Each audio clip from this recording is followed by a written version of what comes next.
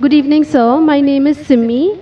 My question is, why are the ladies not allowed to divorce their husbands in Islam? Sister asked the question that why aren't the ladies allowed to divorce their husband? As far as divorce is concerned, sister, broadly, you can categorize divorce into 5 categories.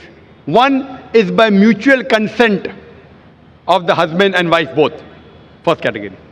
Second category, unilaterally by the will of the husband. Third category, that if it is mentioned in the Nikah Nama, when a woman is marrying a man, if she mentions the contract, by default, the authority is given to the man in the Quran. Why? I'll come to it later on. But in the Nikah Nama, since marriage is a marital contract, a woman can put down any clause in marriage which is not prohibited in the Quran. She can even say that I do not want my husband to take a second wife, because marrying more than one wife is not compulsory in Islam. If the boy agrees, he marries, otherwise they don't marry. She finds a new boy and he finds a new girl. But she can put the clause that I do not want you to take a second wife as long as I am alive. But you cannot put a clause which is against the Quran. You can't put a clause saying I don't want you to offer prayer, because offering salah is compulsory. You can put a clause which is optional. Similarly, she can put a clause that I too want to give unilateral divorce. It's called as talaq-e-tawfeed or isma. Third category. Fourth category is if she does not mention in the clause, but yet she wants divorce, she can request the husband, I don't want to stay with you. She can request the husband to give divorce. That's called as qala. And the fifth category, if the husband does not agree and if the husband ill-treats her, she can go to the qazi, she can go to the judge, and she can take nikah-e-fasq. That means nullification of the marriage. If the husband ill-treats her, does not give her her rights, she can go to the judge and she can nullify the marriage.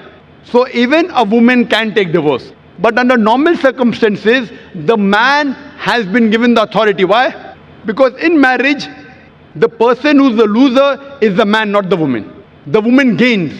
If you heard my talk last week on last Saturday, in the talk, Women's Rights in Islam, Subjugated or Protected, I mentioned that during marriage, the woman is on the receiving side. The Quran says in Surah Nisa, chapter 4, verse number 4, that give to the woman in marriage a marital gift, mahr. In marriage, it is the husband who gives to the would-be wife an amount, a mahr. And mahr can be any amount. So imagine, before she's married, it is the duty of the man, duty of the father and the brother. After she's married, it is the duty of the husband and the son to look after lodging, boarding, clothing, all financial aspects. And if divorce takes place, it is the duty of the parents to look after her. If not the parents, it's the duty of the society to look after her. If not the society, it's the duty of the Islamic State to look after her. So she's financially secured. If divorce takes place, the man gives the divorce, he loses the mahr. But the woman, she's on the receiving end. Now, she has a chance to get married. Once she gets married, she gets new mahr.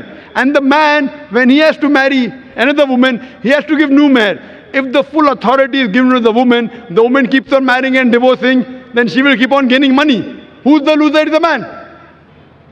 So Almighty God even protects the man's status. Otherwise, I have to give a talk on man's rights in Islam.